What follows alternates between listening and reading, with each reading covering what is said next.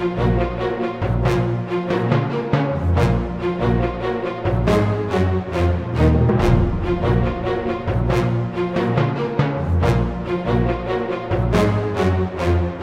A Clash of Kings, north of the Wall, we meet the infamous Craster, a man who famously marries his daughters and gives his sons to the others. But who is Craster really? How did he end up in the situation he's in? And what role does he play in the grander story? And so let's delve into the secrets of Craster's Keep. We first hear about Craster in Jon 3 A Clash of Kings, when Mormont's great ranging party makes it to his keep. But the previous chapter, Jon 2, in many ways is dedicated to him as a point of comparison. In that chapter, Jon 2, the Watch finds the empty wildling village of Whitetree, and they note a savage-looking weirwood, one so large that the 4 one-room houses of Whitetree all exist under its canopy, symbolizing a close relationship to the old gods. And so when we get to Jon 3, we find that Craster is a different sort of wildling. He is to be contrasted with the wildlings of Whitetree. Whatever scared those ones away, or led them away, had no influence on Craster.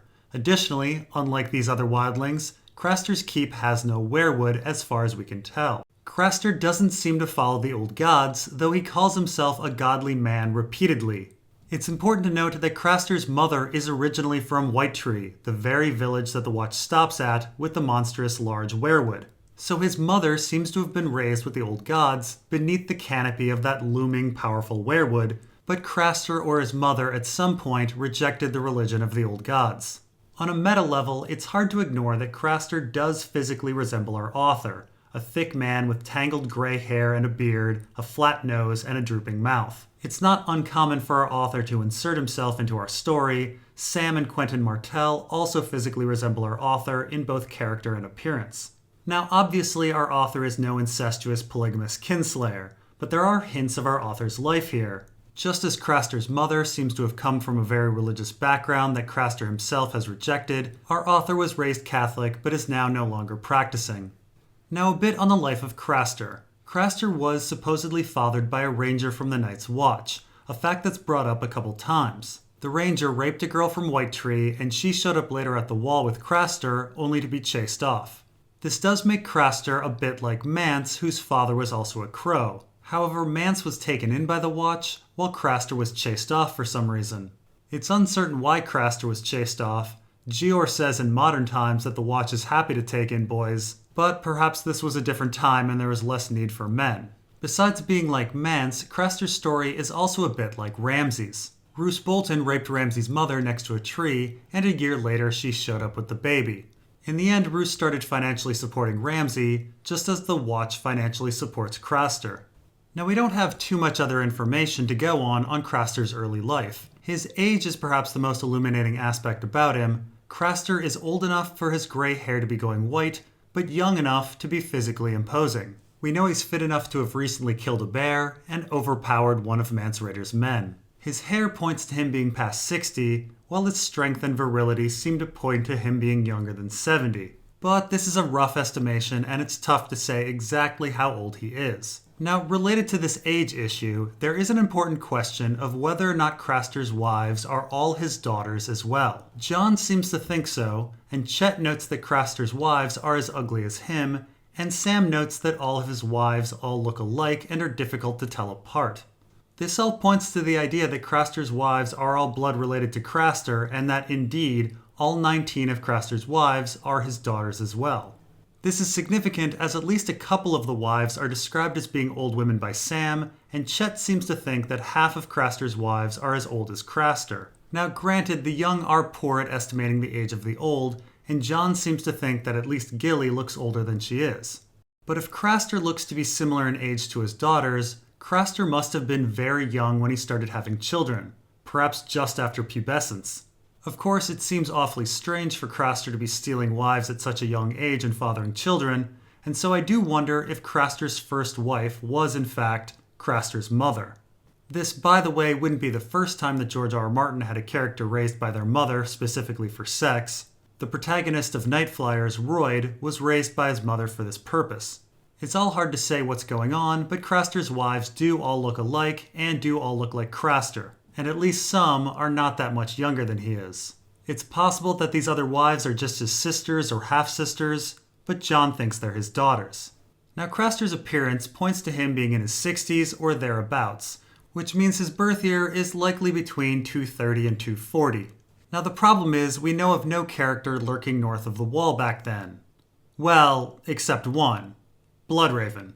Bloodraven arrives at the Wall in 233, and it should be noted that Bloodraven practiced incest and was in love with his half-sister. So it might be technically possible for Bloodraven to be Craster's father. That would make Craster about 66 years old, and his eldest daughters in their early 50s. That said, with Bloodraven being an albino, one would think that there would be an albino in Craster's family. Oculocutaneous albinoism is not sex-linked and is caused by having two recessive genes. So Bloodraven being an albino would definitely pass on a recessive gene to Craster, who would then pass it on to 50% of his children. Of the grandchildren born to those daughters, 1/4 would be albino, so overall 1/8 of Craster's grandchildren should be albino on average. With half of Craster's 19 wives being young and likely granddaughters, one would think there would be one albino among them on average. Though of course, not necessarily. If Craster has 10 granddaughters, the probability of none of them being albinos is only 24%. With 12 granddaughters in total, it's 18%. Not to mention, we have no idea which daughters have died, or have been killed, or have been stolen. Essentially, we can't say anything definitive about genetics here. So perhaps Craster was fathered by Bloodraven, or perhaps his followers, the Raven's Teeth, or maybe just some other guy in the Watch. So at some point after being fathered by the Night's Watch and being run off by the Night's Watch, Craster and likely his mother left White Tree to start their baby-making operation for the others. The child sacrifice would have begun under Bloodraven's reign as Lord Commander. Now interestingly, despite being abandoned by his father and being run off by the Night's Watch, Craster still has a connection to them. They consider him a friend, he gives them shelter, and they give him aid. In fact, Ygritte doesn't even consider Craster a wildling and says his blood is black. Craster is more your kind than ours. His father was a crow who stole a woman out of White Tree Village. Craster's blood is black, and he bears a heavy curse. Of course, Craster lived his entire life north of the Wall. Mance, on the other hand, did not, and yet she follows him. Somehow in Ygritte's mind, Craster is less of a wildling than Mance. Again, his blood runs black. Now perhaps the most notable thing about Craster's connection to the Night's Watch is that all of the Rangers, even Benjen, know about his sacrifices. They know exactly what Craster is up to. After all, the Ranger Dywin specifically says that Craster traffics with slavers and demons and worse. What would be worse than a demon in Dywin's mind besides the others? And he says that there's a cold smell to him. And Gior says that the boys are offerings to gods, crueler gods. Let's remember that Gior follows the old gods and wouldn't think his gods cruel. Gior knows that Craster is sacrificing to the cold gods. And Gior got all of his information from Thorin Smallwood, so he would know as well. And it's not that the Rangers think these sacrifices are superstition. The Rangers know that the others are real. Benjen mentions the others, Alliser Thorne mentions the others, Dywin mentions the others, and Garrett speaks ominously about the cold and talks about fire keeping things away. And Gior in particular says that the long night is coming and that the cold winds are rising.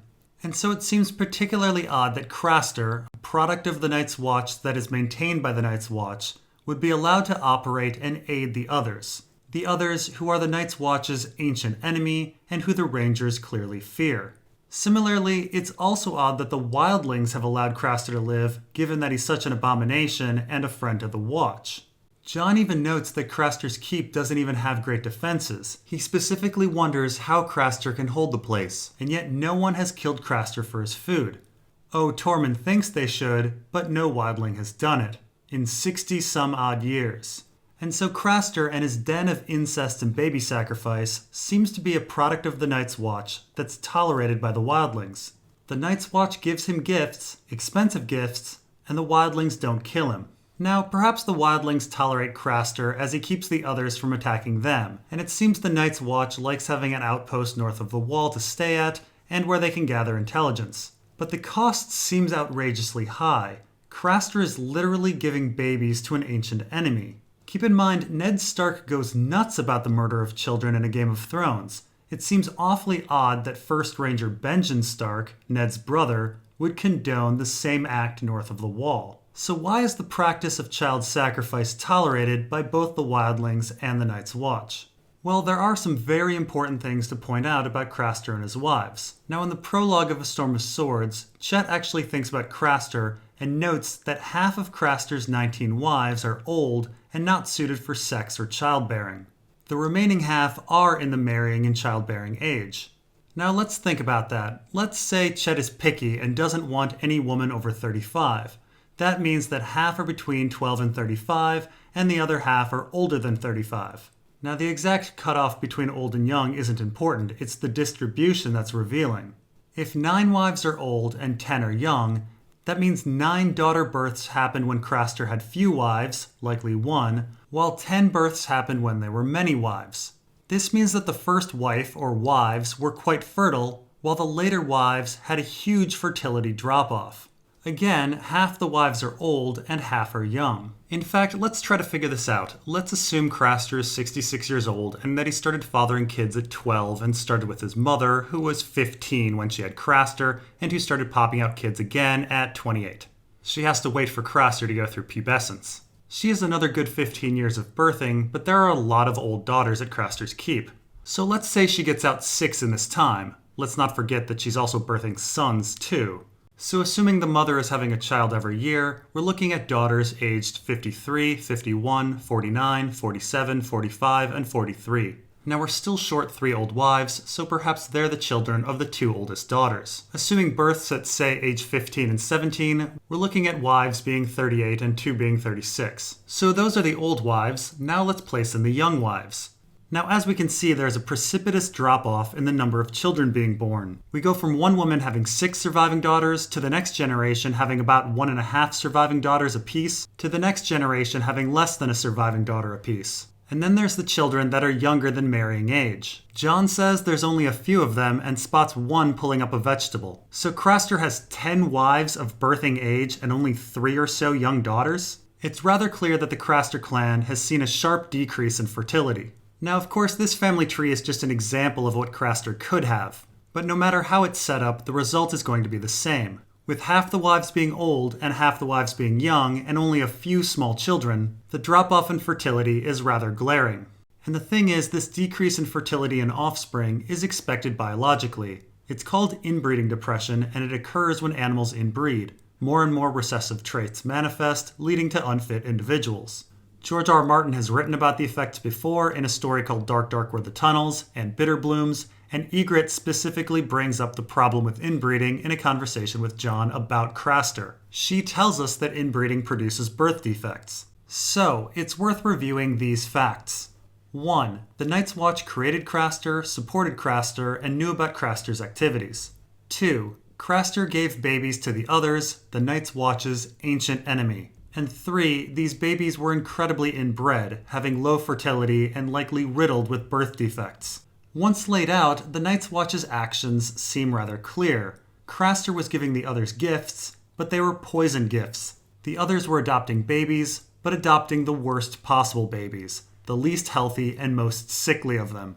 Now, the poisoning of the others with bad genes would explain why the Night's Watch condoned Craster's actions, and simultaneously, it would explain why the wildlings tolerated Craster's actions. But why would the others be going along with it? Why would they keep taking these babies when there are healthy wildling babies available? Well, our story keeps telling us to pay attention to genetics, and Bloodraven does have some interesting things to say about genetics. Those you call the children of the forest have eyes as golden as the sun. But once in a great while, one is born amongst them with eyes as red as blood, or green as the moss on a tree in the heart of the forest. By these signs do the gods mark those they have chosen to receive the gift. The chosen ones are not robust, and their quick years upon the earth are few, for every song must have its balance. So in this context, Bloodraven is talking about green seers, an ability that Bloodraven specifically tells us is genetic in nature. Now, the specific ability isn't really important, only that he's describing a rare genetic condition, meaning that it's almost certainly a manifestation of recessive genes. And with this rare genetic condition comes other unwanted recessive traits that lead to health problems that shorten one's life. Now, we shouldn't forget that Bloodraven himself is marked with the recessive genetic trait of albinism. albinism being a condition that Theon specifically tells us will lead to Ghost's early demise in the opening of Game of Thrones. And we shouldn't forget that the Targaryens were riddled with genetic disorders, likely due to their inbreeding attempts to get dragon-riding genes to manifest. And so this is the main point. Inbreeding, in an attempt to make specific recessive genes manifest, is going to be accompanied by other unwanted recessive traits manifesting. We are told as much from Bloodraven, and we see it with the Targaryens. And we see it in the real world with, say, thoroughbred dogs. Breeders want certain traits to manifest, but the dogs end up with massive health problems. So while Craster's inbreeding is producing unhealthy children with problematic recessive traits, the others may believe that other recessive traits may also manifest, ones they're looking for. Now, what is also very interesting is that this is not the first time the Night's Watch has been sacrificing to the others, and we'll get into the history of other sacrifice and the Night's King in Part 2. Thanks for watching, and we'll see you next time.